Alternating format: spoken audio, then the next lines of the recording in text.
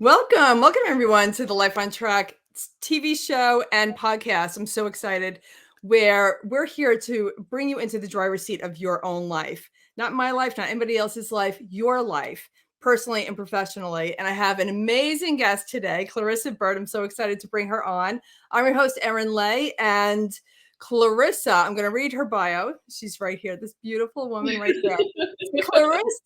Clarissa is the founder and CEO of In the Limelight Media, this amazing platform, and her multimedia platform, comprised of video, podcasts, and a quarterly digital magazine, showcases entrepreneurs globally for the purposes of creating brand awareness, sharing insights, and exchanging ideas. Clarissa is an internationally acclaimed award-winning media personality, producer, director, writer, author, public speaker, and former supermodel.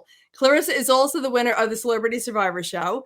Clarissa has just released her new book, The Self-Esteem Regime, an action plan for becoming the confident person you are meant to be. And that gives advice to women to help them manifest self-confidence in all aspects of their lives: relationships, family, friendships, careers, and everyday engagement. Welcome, Clarissa. Hey, girlfriend, I'm so proud of you. Look at you now with your own show. I think we started talking about this. Could it be a year ago, maybe? Yeah. You having your own show. And yeah. And you were so busy at the time, and everything, of course, is in divine timing. But here we go. We are here now. I'm so excited. And thank you for asking me to be part of In the Limelight. Like, I'm so happy we connected, and Eric Swanson introduced me to you just to do an interview, like for a magazine. And all of a sudden you and I clicked, and here we are. And I love you. You're an amazing. We are East Coasters. We are New York and Jersey girls. That's right. That's right. And you're just amazing. And I can't wait for my listening audience, my family and friends and people that, I've been hosting summits for years, and for people that I know to get to know you, because you are amazing. Amazing. Thanks. So, well, I just got done telling you, but the pre-show, I got done telling you the next life, I want to come back you. I just want to be happy and laughing and bubbly all the time. I so admire that. And it's just a kind of, you're just the kind of energy that I think everybody wants to be around, which is why every time you put out a social media post, you get like a true right. And it's a lovely thing to see. And you're just such a bright, shining light. So I'm thrilled now that through TV, you're going to be able to reach even more people. Thank you. And thank you for giving me that opportunity. This is just amazing. I'm so excited for the whole thing. So excited for the journey. And and we're going to speak about this because you wrote a whole book on it. Yep. When you have the self-confidence, when you actually get to a point where you're just yourself, like when you roam through this planet fully as you just have that fun feeling, that good feeling, that lighthearted feeling. Right. So I want to ask you the first question that I ask everybody all the time for years, because I'm like a 2-year-old. I want to know the how and the why. Like how, why? What is it? How did you get into doing what you're doing now, and why? Like, I love knowing the purpose behind why somebody does something. Well, I knew at a very early age that the stage was going to be a part of my life somehow. And I love a stage and a microphone. And so, I was Mary Poppins in the kindergarten play. And when I got done singing Supercalifragilisticexpialidocious, and I heard that first applause, I was, I caught the bug. I was hooked. Now, I didn't see a stage again after that until I was 31, funnily enough. Oh, no, that's not true. I saw a stage as a model, so I was on the runway, but it wasn't really quite the same thing. The true stage came when I was living in Italy, and I was on Italian television, and I was on camera talent there. So I was, doing some comedy, and I was singing, and we did all kinds of fun things. It was more like a variety show, the first shows that I was on, and I'm talking about 1990 was my first show. So not only was I, on the other side of the world doing everything in another language, which obviously was Italian, but it was live television, which meant you had to learn live timing, and so and I was able to cram it all into that fabulous 2 years, which was so much fun. And then I just opened up my own production company. So I started out, producing television shows for Italian television, and I took on the Miss Universe pageant actually as a license. Funnily enough, it was Trump's at the time. But I took on the Miss Universe pageant because I knew that it was something I knew something about. I'm not a pageant girl, but I knew enough about from my modeling years about, clothing and, fashion and style and makeup and all of that sort of thing. And then I brought on a really extraordinary executive producer with me who had been in television for years, and we just made, we made smoke rise. We really did. My last Miss Universe was 3-hour live prime time with 18 cameras, 2,000 people sitting in water in front of a castle in Calabria. Now, if you can even wrap your head around that, just try to wrap your head around that. Beautiful. Not only was I behind the, in front of the camera as Clarissa Burt, but I was behind the scenes as producer. So when it almost killed me, I decided that I really needed to, I know I'm joking, but I had enough. I had enough. I did the 5-year mandate, which was great with Miss Universe. And then it was really time when I shut down Miss Universe in 2005, it was time for me to come home because I had been in Italy since 1983. Thank you very much.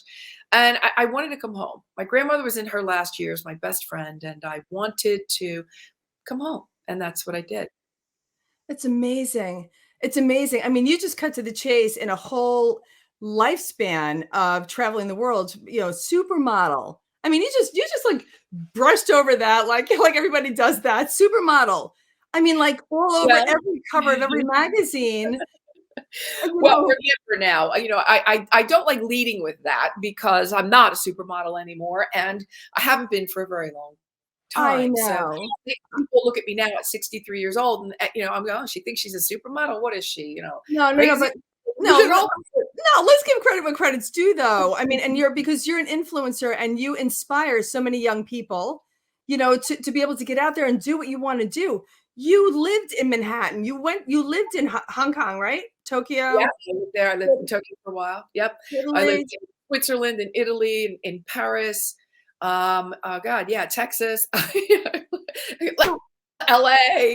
I've lived in many different places, and there's a little bit of the nomad in me. But the modeling years, I started in New York actually in 1980, probably. I started to do my first. In fact, the picture just went out on social today. My first tests were done in 1980 with photographers, that needed models and whatever. We were all a new crop coming up, and I was picked by Elite and Wilhelmina in New York City, which were two of the top agencies. And I went with Willie. And the next thing you know, I was in Paris, and I hated it. So I was only there for about a year, and I came home and I regrouped until I decided to go back to Milan. And it was in 1983. And I started there. And then my modeling career really, Erin, only lasted 83, 84, 85, 86, 87, only about 5 years. But in those 5 years, I brought a lot to the game. Yeah. And I really did. Again, I came home with about 250 magazine covers, television covers. I was on every major runway on the planet. So, if you're on the Valentino runway, or if you're on the Yves Saint Laurent runway, if you're on the Chanel runway, you are one of 20 girls. You are really, truly the cream of the crop, or the top 1% of models, which I hate. I wouldn't have said at the time.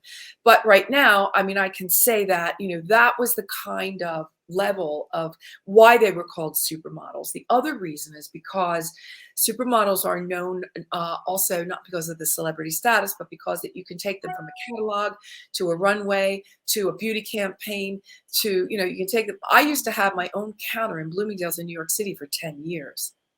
Wow. And I would walk up to the girls at the counter with their makeup on, and they didn't know. It was the funnest thing because I'd walk up and go, yes, I was just wondering about, and they'd start talking to me and not know, because I had no makeup on, that I was plastered on my picture.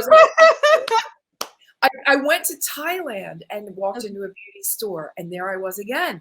There were a couple of Mexico, I think, was another place. So as the face for Orlane Cosmetics, which is kind of like saying Lancome here, for 10 years, it was just fun I went to Greece and found myself, took pictures of me next to me, and it was just a lot of fun. So I had a phenomenal modeling career that I did. That then parlayed into acting. So I did about 18 different movies in Italy. The Never Ending Story Part 2 came to the States. It was a Warner Brothers worldwide release. And then I started producing. And that was, before I did the singing thing and all that before that. So, yeah. But it's so inspiring, Clarissa. Like, I mean, it's just what somebody can do. And this is why I'm so grateful that you wrote the book about self-esteem, the self-esteem regime. And you're so humble and you're so modest. And I love that about you. You know, like you're like, no, that was then, you know, I'm 60, but whatever, you know, Let like me tell you this. Let me tell you this, Erin, and I hope it brought it home for me.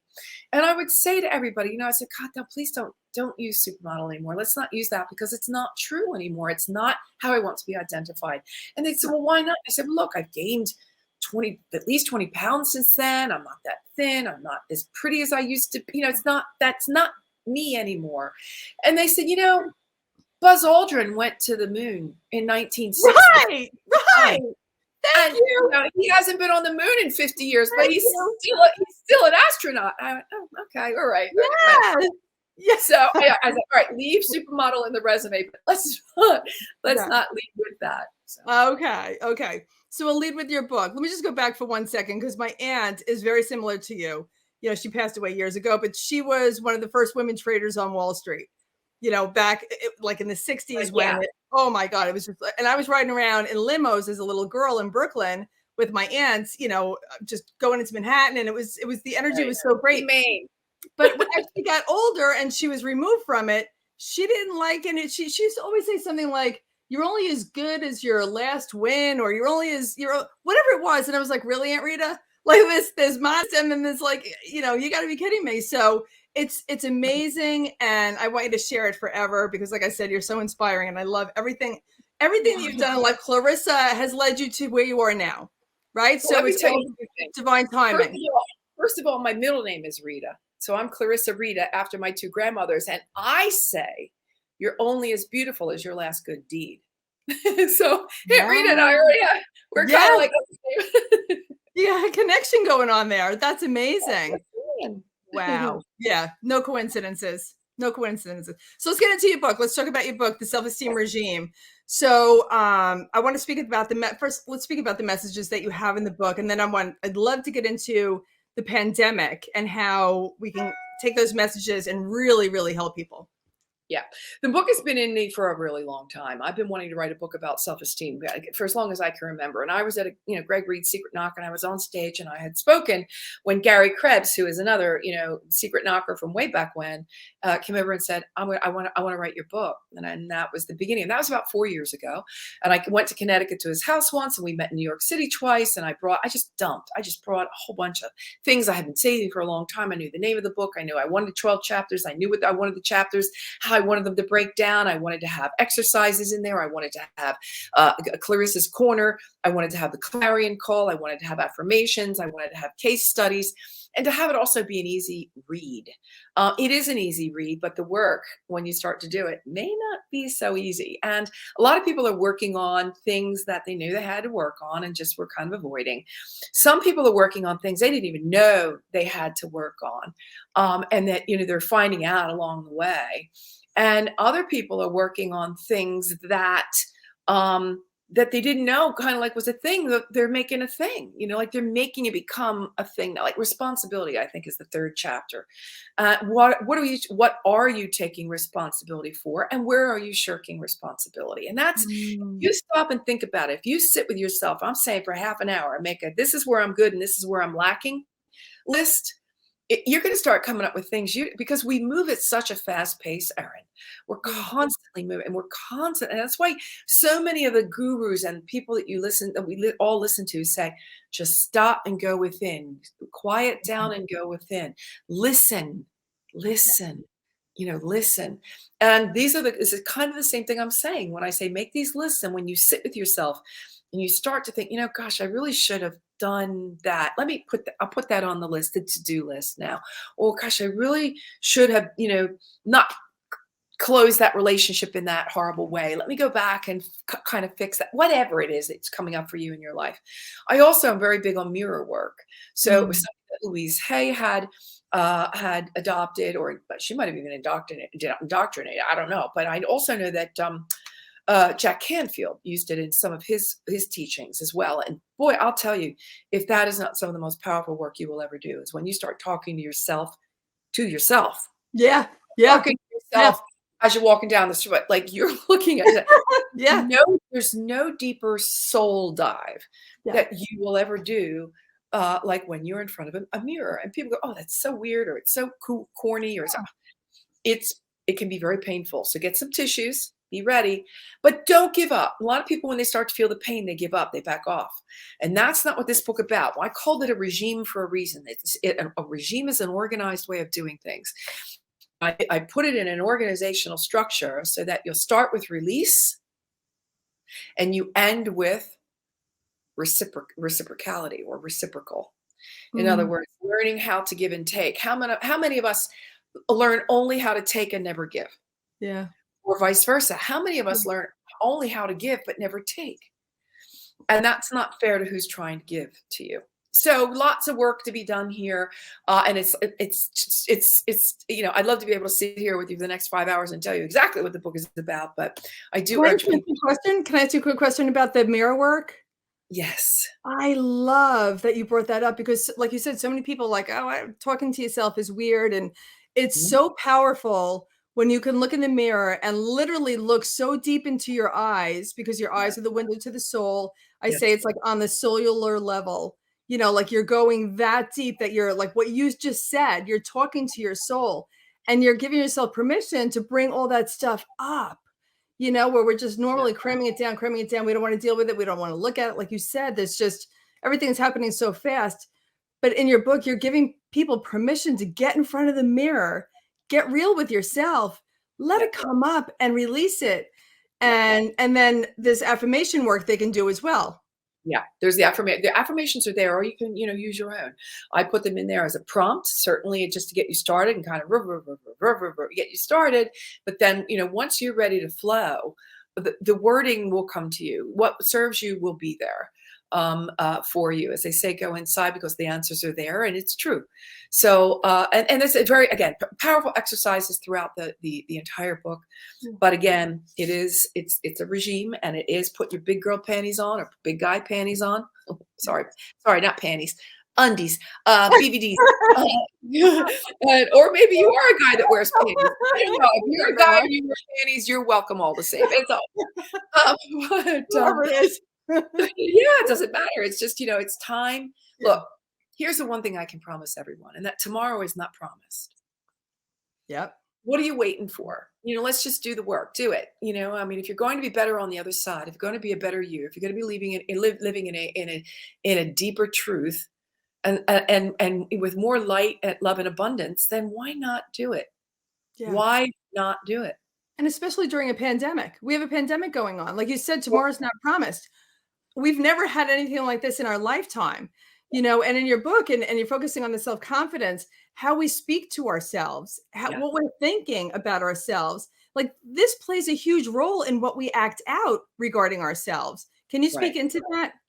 Yeah. And I love that you talked about that. Here's the other thing. I want to make sure that we get this in, and it's really important to me. And that is, the whole I am enough movement. I'm enough. I am enough. You are enough. We are all enough. Well, let me just remind you that enough, the definition is as much as is required. Yeah. Now, Erin, if I got up and I said to you tomorrow morning, and I said, Erin, I want you to be as much as is required today.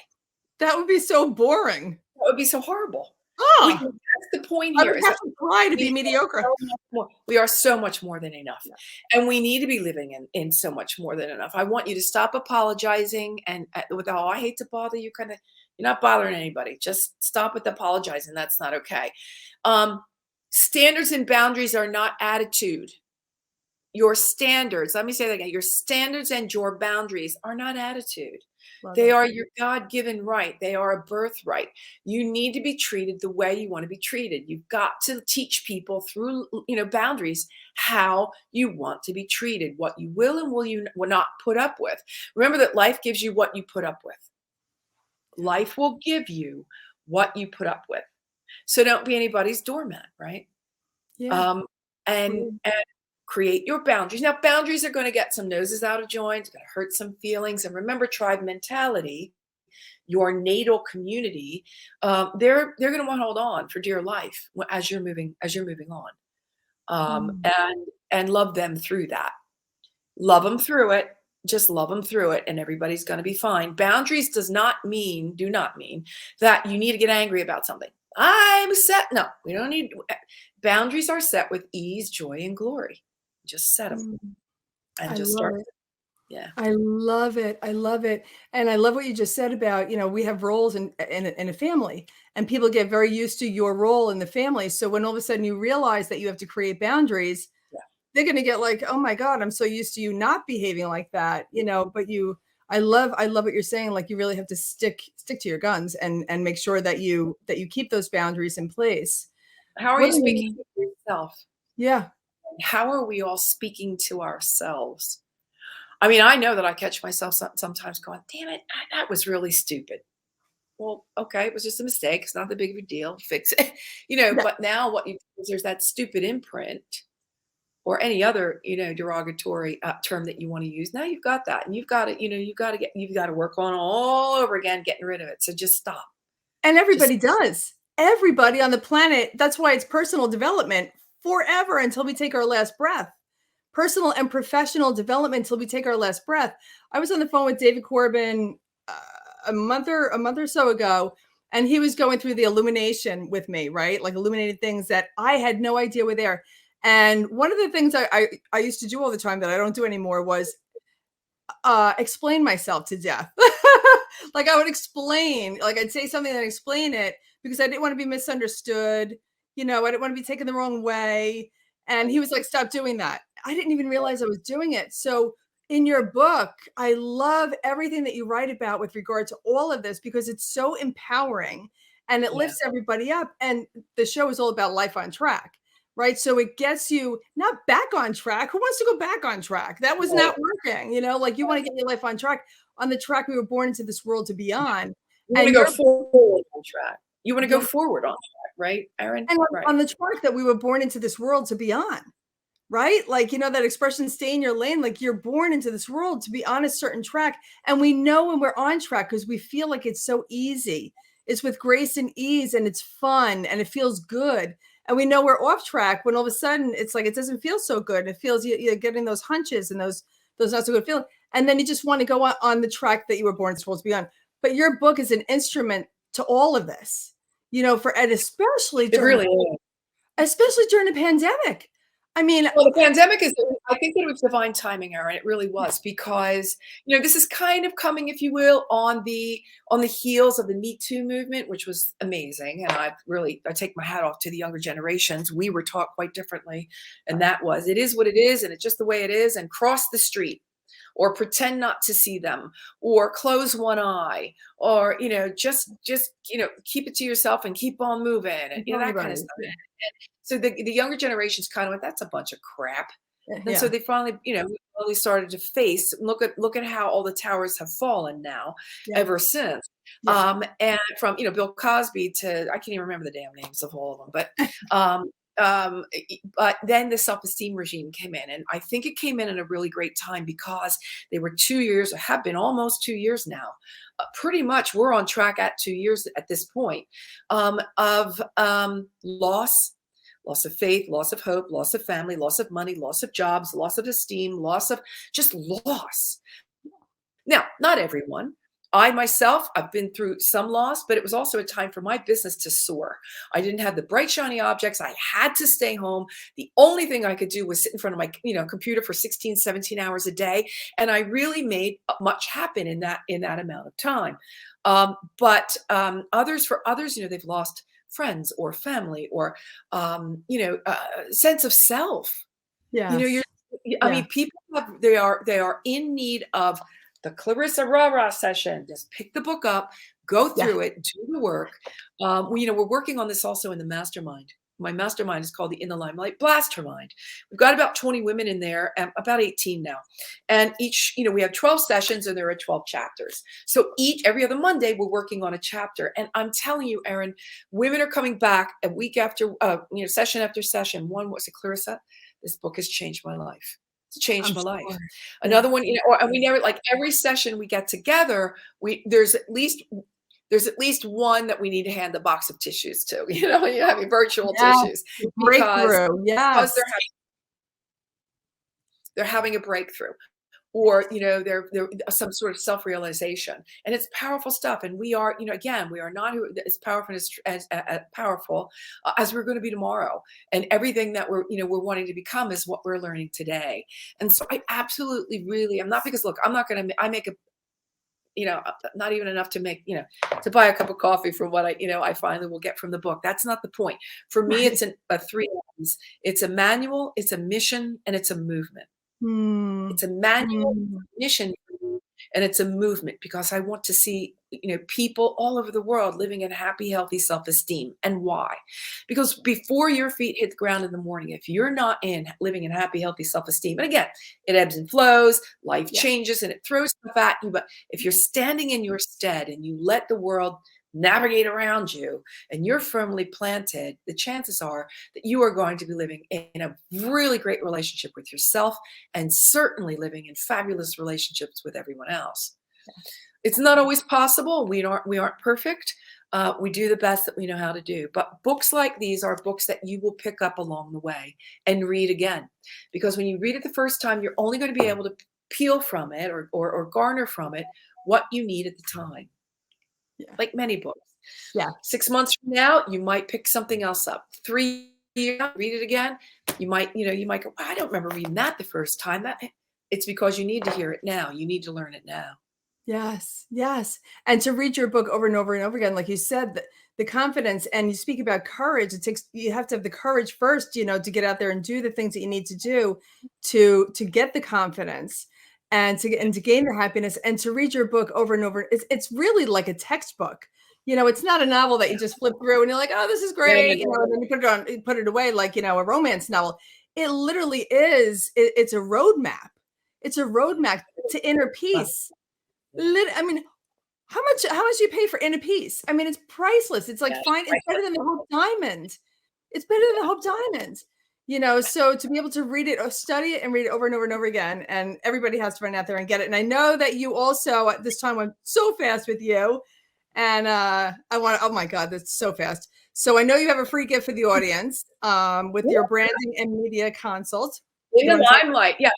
Yeah, the Limelight Media, which is what you're on now, is, you know, we've got video, TV, we've got a digital, we've got a podcast and a digital magazine. So I know that there are a lot of solopreneurs and entrepreneurs that, you know, either don't have the time, don't have the wherewithal, don't have, you know, just don't even want to go down that path, and they need to get some media coverage. So I would like to be able to offer anybody that would like to get with Clarissa at clarissaburt.com at the absolute, you know, guarantee that I will consult with you about whatever your needs may be at the time or in the moment. You might need a television show like Erin, or maybe you need a television show, a podcast, and the digital magazine, whatever it is that you need in order to be raising your brand awareness and to be getting your voice, your message, and yourself out there to the media. Are you the brand, or are you the face of a brand? So there's lots of little nooks and crannies that we can be working out. I'd love to be able to talk to you about that. So generous, so generous. Thank you so much. Thank you for this opportunity, Clarissa. Thank you for providing the space for me here with your media. And You're glad to have you. It's so love exciting. you. I love you. I do. I want to come through there and just give you a big hug. I do. I do. You're When am I going amazing. to see you next? In Secret Knock? Yes, that's the All right. goal. I haven't You'll be pushed. hugging me in March. You'll be hugging me in March. Yes, the end of March. Absolutely. Thank you. Thank you. Thank So I you. just want to tell everybody that, first of all, you're absolutely amazing, and that you'll be able to see Clarissa's interview here and on all the streaming media outlets such as Apple and Amazon Prime and Roku and all of them, and then the podcasts like Spotify. So you'll be able to see it on all those online streaming media outlets, as well as my social media and lifeontrack.tv. So this is so great. Thank you so much. And everybody stay tuned each Monday as my guests and I bring you more information and insight on how you can get your life on track. Have a magnificent day, everyone. And remember to always live onward and upward. Love you.